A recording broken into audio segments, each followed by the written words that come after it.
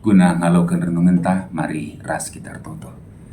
Berkuah hati ras damai sinai bas kam nari o Dibata Bapa kami sindah belinan asa kami ngasuk ngukurisa elah min sing kuasai pusuh ras ukur kami ibas persaran kami ras kam o Tuhan. Amin.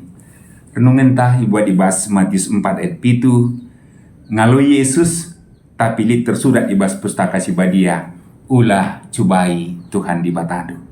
Selaku kalak Kristen turah kangu kurta tridah min kuasa Tuhan si luar biasa ibas kita ngalakan berbagai-bagai tantangan kini seran api kali penulakan nang dangi kita tapi kina tanah megatika reh kelekna perbebene kecewa ujung-ujungna jungut-jungut kut-kutan kita bahkan banci katurah ukur tak menggugat Tuhan litkin kuasa Tuhan edama situhuna perukuran si iblis.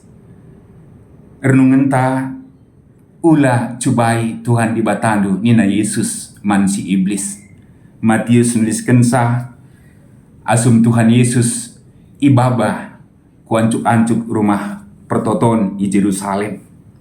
Ije iblis ngatakan sa aja anak Dibata kin kam dabuhkan bandu tina tempat-tempat yang katkan si iblis Yesus alu legalitas pustaka si badia lin ngakari malaikat Tuhan nampati kam maka nahendu be la tertutup luar biasa hebat adi Tuhan Yesus ilebe-lebe jelma si terem si pulung ibas pelatan rumah Tuhan nyidah Tuhan Yesus ndabu tapi nahena be la terantuk maka yakui sebagai Mesias jalan pintas masih tawarkan iblis tapi nina Yesus ulah cubai Tuhan di batandu.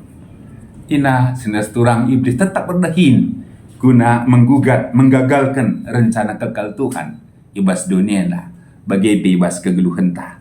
Maka arah renungan enda beren metengat man banta gelah ulah kita ndabu kubas percobaan bahkan ikut mencubai Tuhan di Bata ras ngikutkan perukun si iblis. Lajar kita tetap nandangi kata di Bata tegman kuasa ras kelengatena sebab ekap gegeh tah guna ngelawan akal si iblis si jahat Amin ras kita toto.